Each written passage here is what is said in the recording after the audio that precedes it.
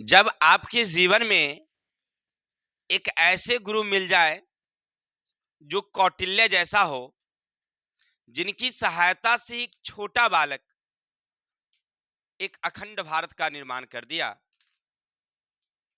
ऐसे ही इतिहास के बारे में हम लोग जानेंगे और वह बालक भारत को एक सोने का चिड़िया बना दिया। इनके बारे में पढ़ते हैं। कहानी बनती है, सुनिएगा। भारत पर मगध साम्राज्य हुआ करता था। ये जो हमारा बिहार है ना, जो पाटलिपुत्र है, मगध की राजधानी। हले ए लड़के, मगध की राजधानी हुआ करती थी पाटलिपुत्र। और मगध पर नंद वंश का शासन था। याद रखेंगे, मगध पर किसका शासन था? नंद वंश का शासन।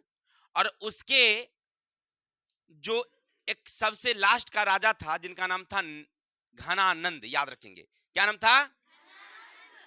उसका साम्राज्य बहुत बड़ा था, बहुत बड़ा, लेकिन बहुत ही लालची और बहुत ही खराब किस्म का राजा था।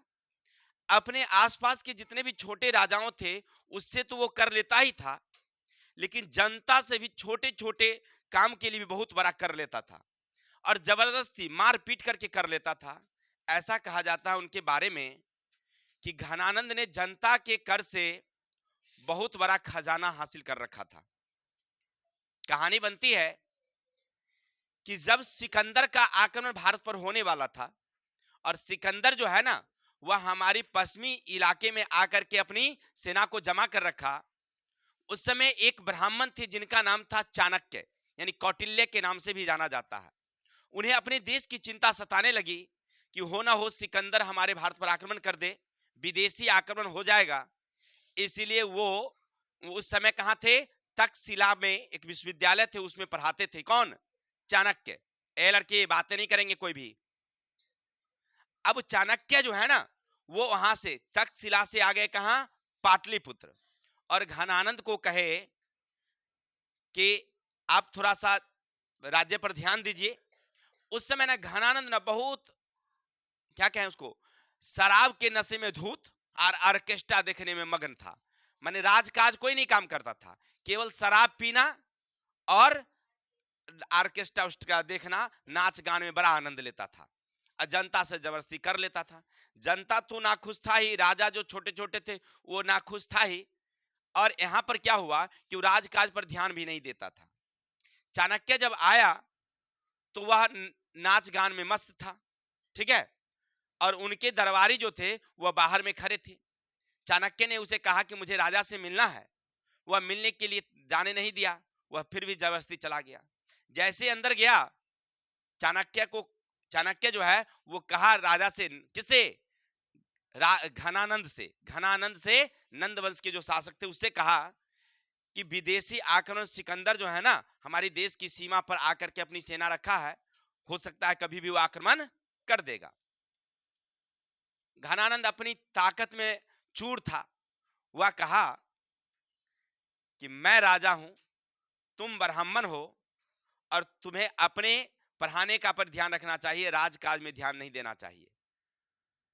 और अपने सैनिकों को आदेश दिया कि बिना आदेश का ये अंदर आया कैसे?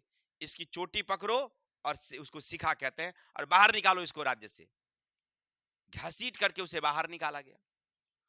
वो चाणक्य जो है ना, उस समय प्रतिशोध की भावना में आ गया और कहा कि मैं इसका बदला जरूर लूंगा।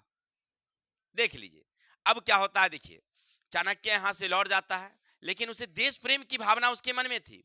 वो जाकर के सिकंदर की सेना में वह जाकर के यह अफवाह फैला दिया कि भारत देवों की भूमि है, अगर तुम लोग इस नदी को पार करोगे तो तुम लोगों में कई तरह की बीमारियां फैल जाएगी, प्लेग या कुछ भी हो जाएगा, और तुम जो है ना हार जाओगे, मर जाओगे। इस तरह की बातें कह दिया बहुत सारी। सिकंदर जो है ना बिना लड़े ही वापस लौट गया, ठीक है।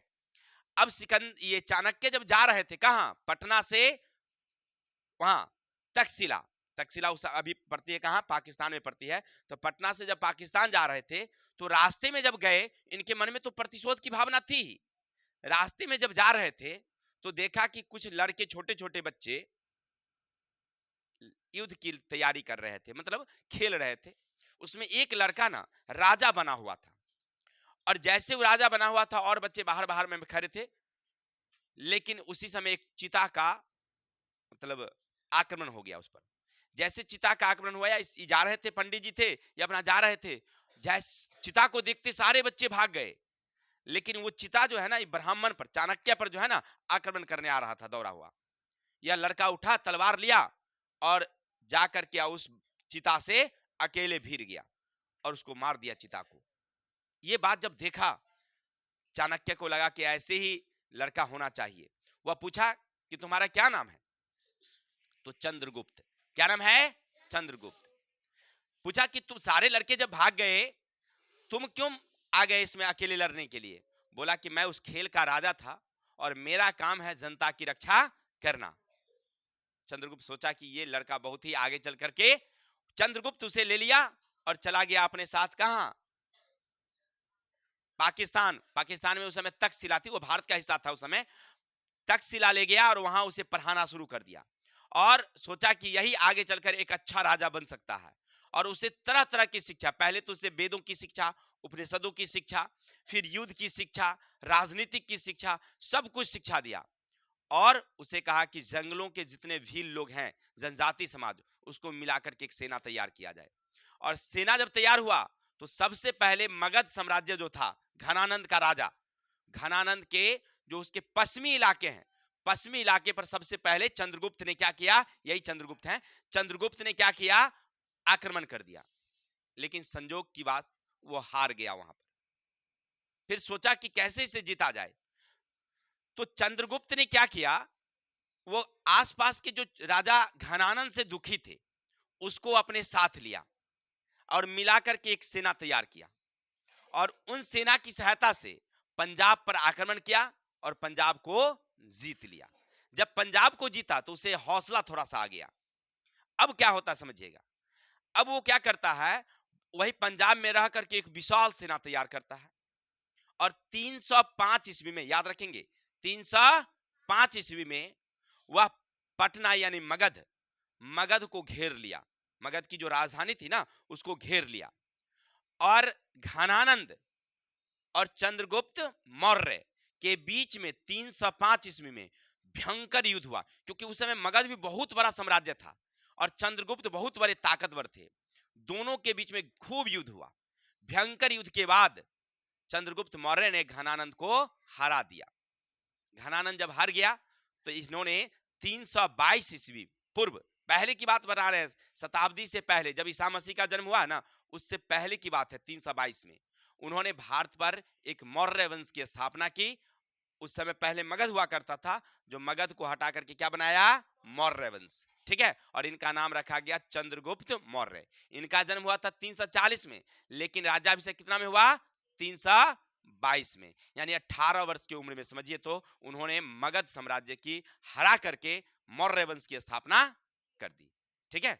चलिए, अब ये बहुत बड़ा राजा हुए और आसपास के धीरे धीरे इलाकों को जीत जीत करके एक अखंड भारत का निर्माण कर दिया। बहुत बड़ा भारत, पूरा भारत को, और सबके बीच में एकता प्रेम भाव लाया, है ना। ऐसे राजा थे। इनकी एक प्रेम कहानी भी है, आपको बता दें। उस समय सिकंदर का एक सेनापति था जिसका नाम था यूनानी था, वो यूनान का रहने वाला था। वह, उनकी जो बेटी थी ना, हेलेना, बहुत ही सुंदर थी। और हेलेना भी चंद्रगुप्त के ताकत के बारे में सुन चुका था, तो वो भी सोचता था कि हम चंद्रगुप्त से शादी करें। और चंद्रगुप्त ने वो हेलेना की सुंदरता को सुन चुका था, तो सोचता था उससे, ठीक है ना। और वो जो था, सिकंदर का सेनापति रह चुका था, सेलुकस, उसका नाम था सेलुकस। अब वो क्या किया, दोनों के बीच में युद्ध हुई। चंद्रगुप्त मौर्य और यूनानी का रहने वाला एक व्यक्ति था जिनका नाम था सेलुकस। दोनों के बीच में क्या हुआ? युद्ध हुआ। युद्ध होने पर वह उसे हरा दिया, राजा को हरा दिया।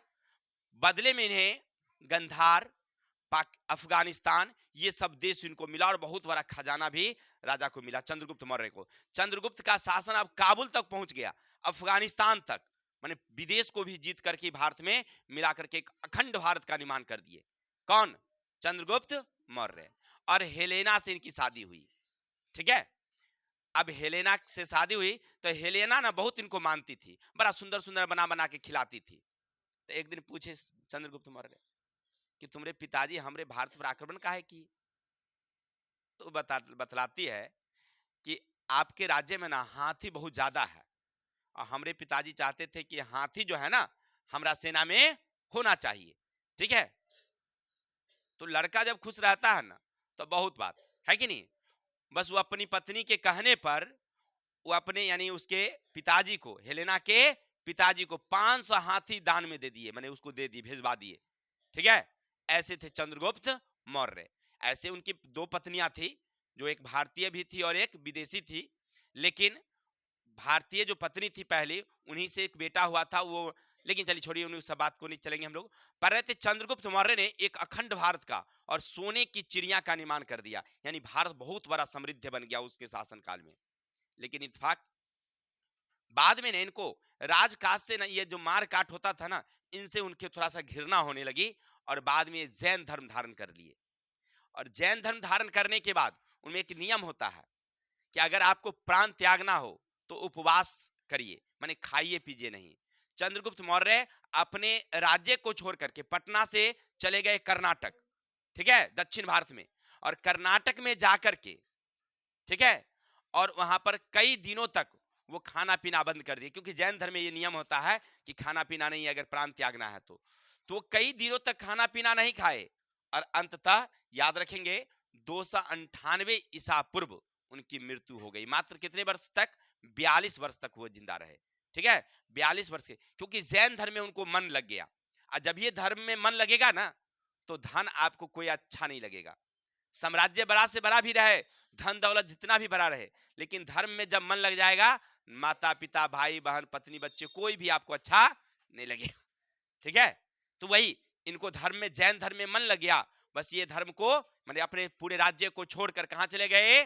कर्नाटक। और राज्य अपने बेटे बिंदुसार को दे दिए। तो आप लोग पढ़ रहे थे हमारे देश के एक महान राजा जिन्होंने अखंड भारत का निर्माण किया, और वैसा साम्राज्य आज तक कभी नहीं हुआ।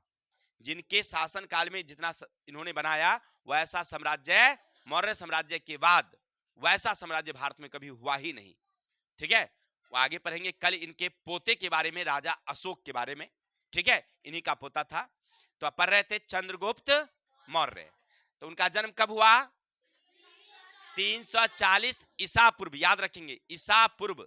ठीक है, चलिए उनका शासनकाल कब से कब चला? 298। इनकी मृत्यु, माता का नाम मोरा पर ही नाम रखा गया है मौर्य। ठीक है ना, इनके पिता के बारे में कोई जानकारी नहीं है, क्योंकि इनके बारे में कोई ज्यादा जानकारी है नहीं। ये बच्चे में एक गरीब नीचे जाति के लोग थे। तो चंद्रगुप्त मौर्य ने देखा कि लड़का बहुत मेधावी है और गुरु की कृपा उस पर हो गई। चंद्रगुप्त मौर्य पर किसकी कृपा हो गई? उनकी गुरु की कृपा, कौटिल्य की कृपा हुई। कौटिल्य से ज्ञान लेकर के वो क्या बन गए? देश का महान राजा। कोई राजा के बेटे ये नहीं थे, एक साधारण परिवार का बच्चा था। ठीक है, चलिए उनकी पत्नी का क्या नाम था और गुरु का नाम? अच्छा, इनके बारे में जानकारी हमको किससे मिलती है? तो याद रखेंगे उस समय हेलेना के जो पिताजी थे, अपने देश से एक यूनानी राजदूत को भेजा था जिसका नाम था मेगास्थनीज, कि जाओ और हेलेना के बारे में कुछ कुछ जानकारी हमको देते रहना, क्योंकि वो तो उस देश में रहती है। तो वह मेगास्थनीज जब आया था तो उन्होंने एक किताब लिखा जिसका नाम है इंडिका। इंडिका में सारी बातें वर्णन है ना। चंद्रगुप्त के मौर्य के लेकर पूरे बचपन से लेकर के अंत तक की कहानी पूरा लिखा हुआ है। किसके बारे में? चंद्रगुप्त मौर्य के बारे में किताब इंडिका में। उसी इंडिका से जानकारी मिलती है। ऐसे बहुत सारी किताब है, लेकिन किताब की जानकारी कहां से मिली हमको? इंडिका से। ठीक है, कोई दिक्कत? तो आज हम पढ़ रहे थे चंद्रगुप्त मौर्य। अगर आपको हमारी वीडियो अच्छी लगी हो, लाइक करिए, कमेंट, सब्सक्राइब करिए। बाकी मिलते हैं नेक्स्ट वीडियो के साथ, तब तक के लिए जय हिंद, जय भारत।